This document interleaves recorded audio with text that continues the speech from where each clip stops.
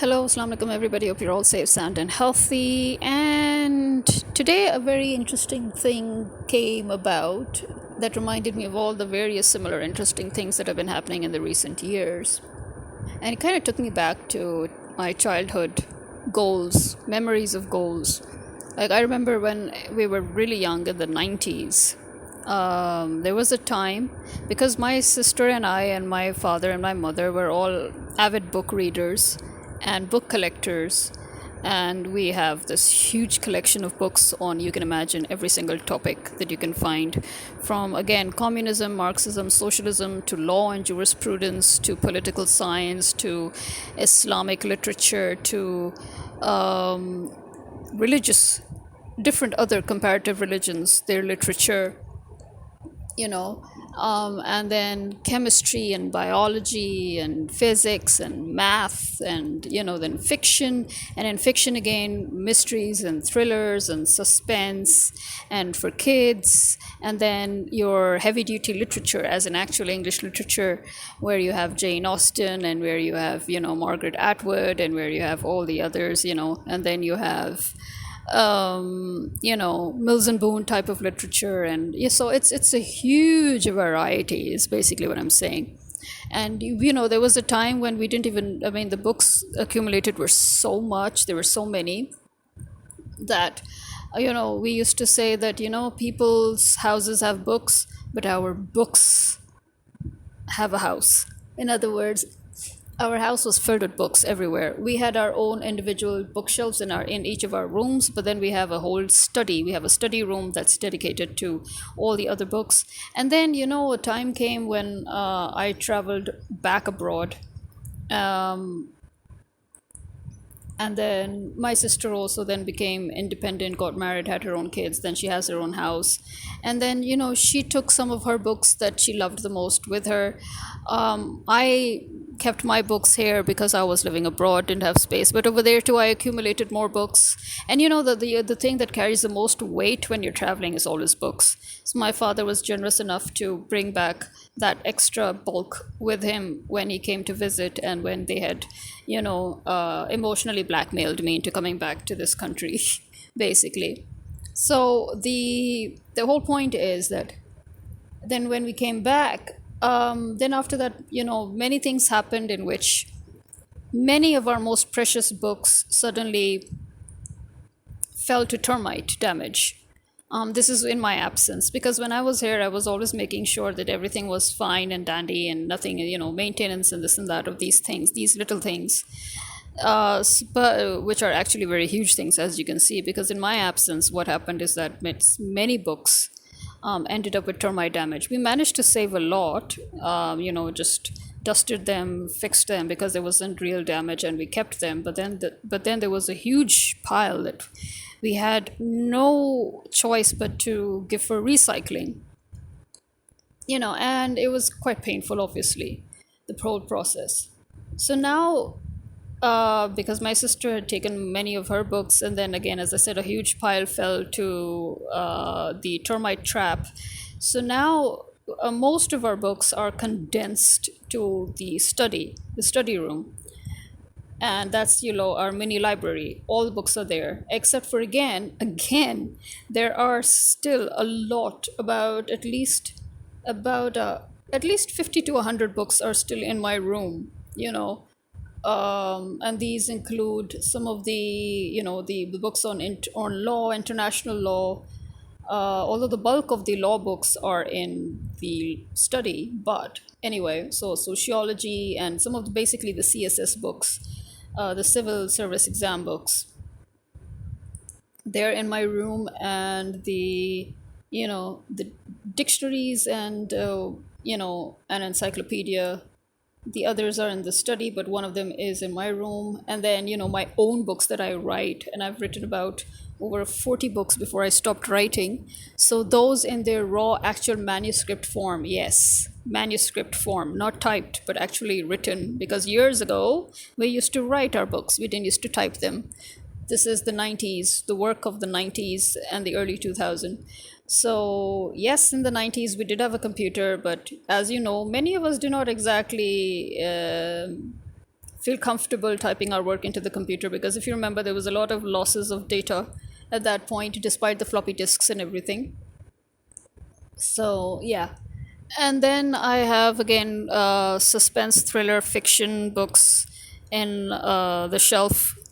So I've sort of broken down my shelves in my room this time. So instead of having the old big bookshelf, which at the end went to my nephew in his house in his room, I had to make another bookshelf. So what I did is I made the wall mounted shelves. I put my books there, and then I made a corner tower bookshelf where I put my books. So that's how I sort of broke them down.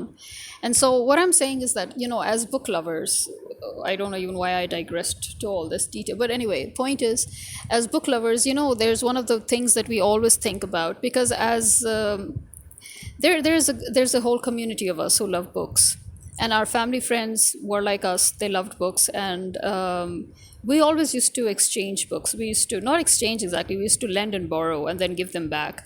And because we all loved books, we all respected books. They were always in premium condition and all.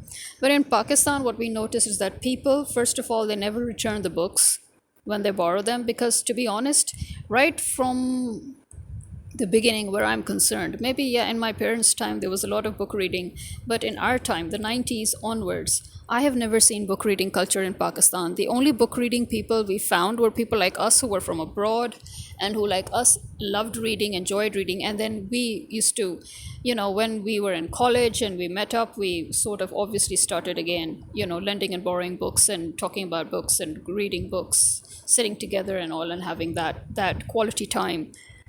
But other than that, normal people in Pakistan, to be honest, they do not respect books. They do not read books. The book reading culture had already basically died out, or was, to a large extent. And people had this very bad habit of borrowing your books and never returning them.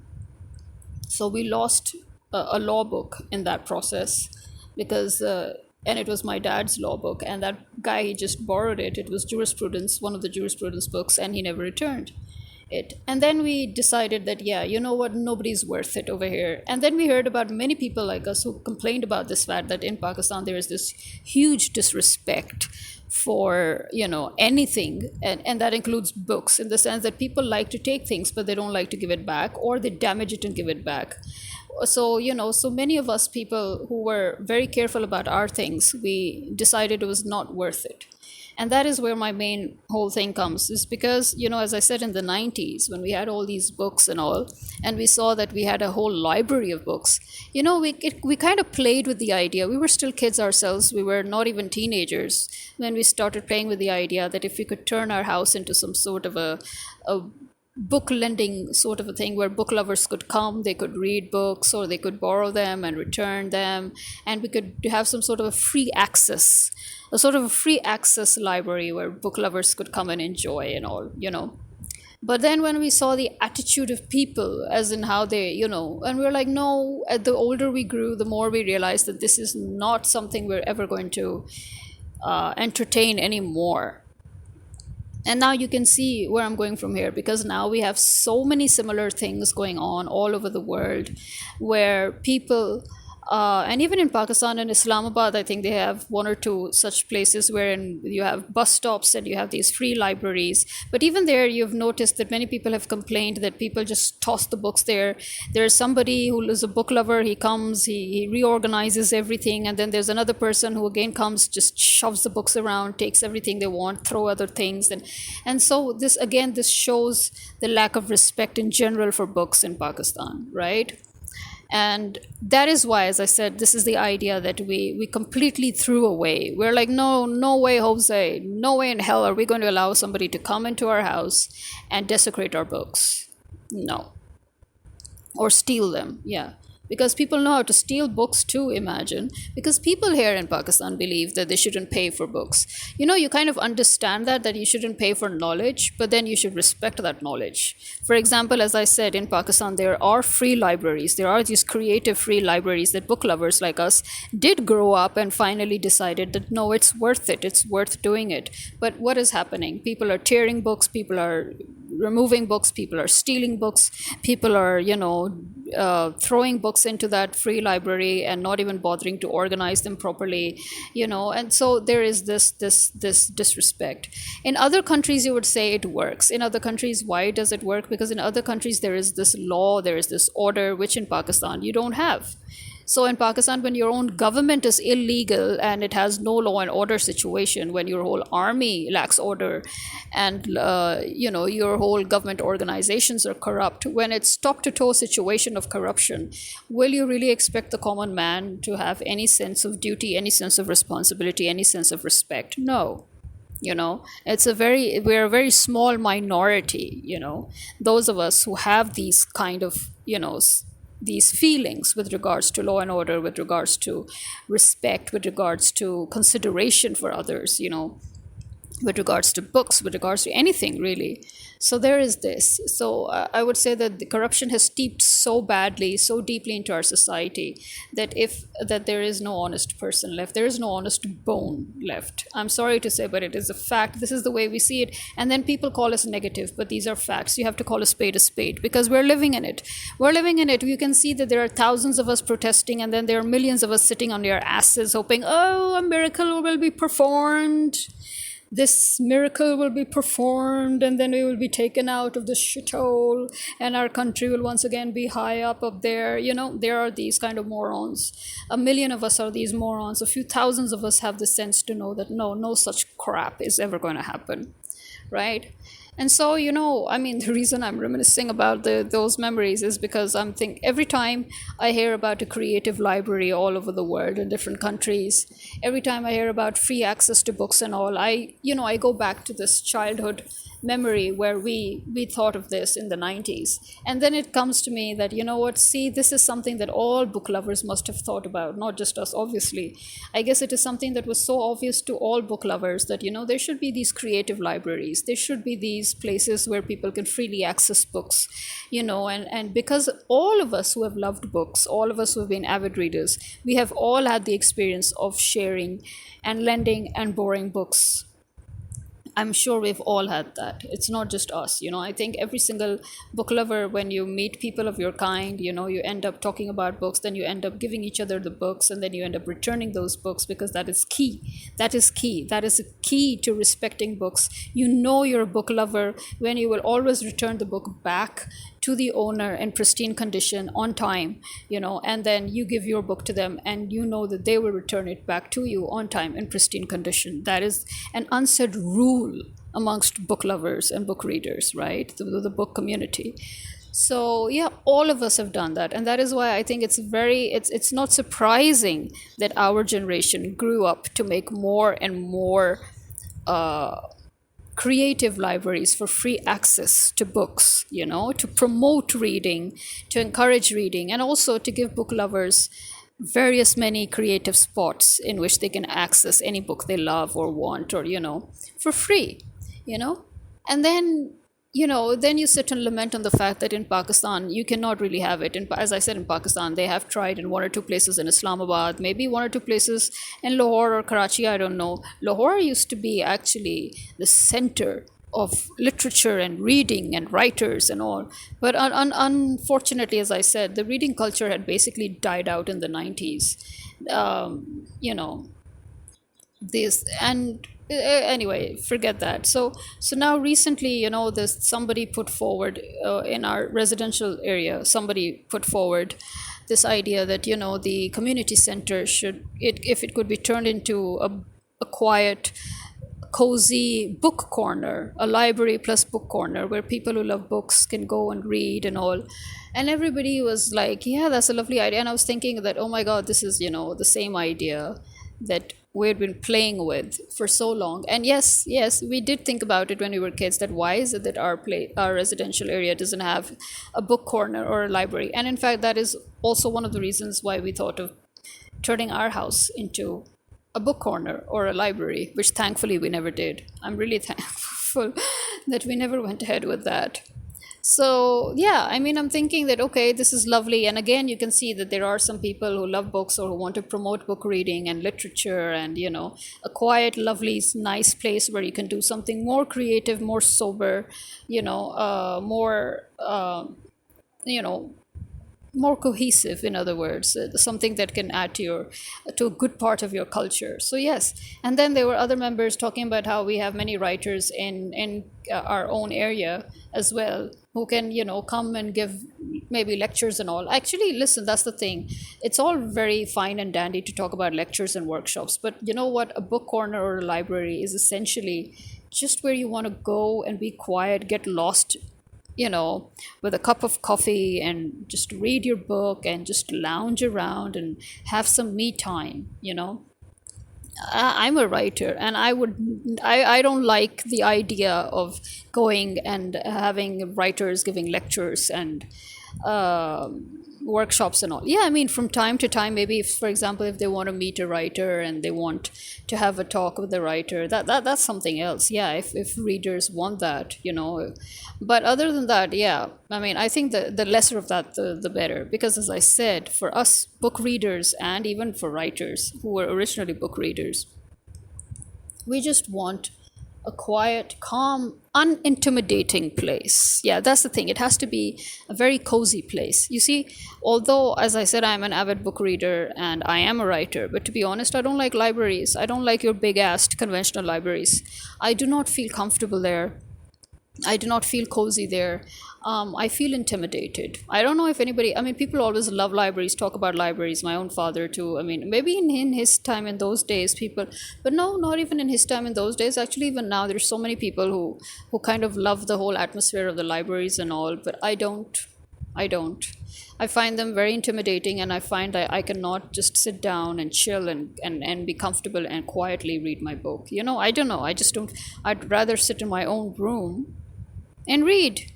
I'd rather go to a bookstore. And even in a bookstore, I'd rather go to an old bookstore, like the kinds that we have in Anarkali Bazaar, Urdu Bazaar, You go there, you have all these old bookstores, and they're not just old as in ancient, as in years and years, hundreds of years old, but they have old books, as in secondhand books and new books.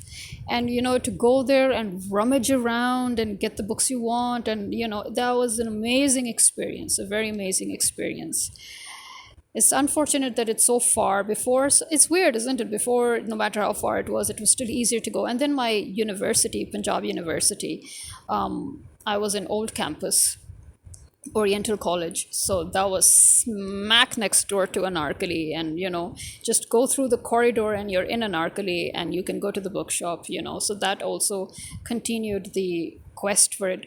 After that, when I went back abroad and then when I came back, I hardly went there twice or thrice in these 15 years that I've been here. So that tells you that how difficult now it has become to drive all the way there, when before it somehow it didn't seem that difficult, despite the fact that the distance was always there. That's how it's weird somehow. But yeah, I mean, the idea that that this is again something that only book lovers come up with, and it's not a new idea, is what I'm trying to say. These are ideas that I'm sure all of us who loved books, who read books avidly, who exchanged and lended and borrowed books, and just all of us, I think, at one point in our lives came up with the idea of having a free access creative library or this. Now, I don't know if these people want a free access library or if they want to make it into a proper library where you have to go, give token passes and all, have rules and this and that. Yeah. Which I understand the importance of, by the way. Yeah, I do. I understand the importance of that because, as I said, a huge majority of people don't respect books. You have to have a system in order, and that's why libraries have the system where you have to get a token, where you have to sign your name, where they know which book has gone where and where its deadline is, its due date. All community libraries, public libraries, private libraries, there is this system for a reason. I get that. Yeah. But I'm hoping that they should do something a little more creative. If they do finally turn that into a book corner and a library, I hope, because if they're calling it a book corner and a library, then I'm hoping for something creative, something that, again, my generation grew up to create. As you see all around you, all these amazing libraries, all these amazing free access libraries, these creative libraries where it's so fun, you know. Um, yeah. So yeah, I was just thinking, let's see what happens. Although to be honest, as I said, I don't think I'll even go there, to be honest, because I have a sneaky feeling that at the end it's just going to be like, like any other conventional library. And it's going to be a very small, obviously, because the place is small. So it's going to be this really small place. And, well, yeah, but I think that for kids, for teenagers, it's an amazing thing that they should have access to such a place. It's amazing. And this is something, again, as I said, that it is actually, it should have been there right off the bat. It should have been there right from the start. I think every single residential area should have a library. There is supposed to be a community library everywhere. And the fact that that people sort of seem to overlook it, it just tells you, right, as I said, it just tells you where our priorities as a nation right? So yeah, well, this is me signing out. For the Hafiz.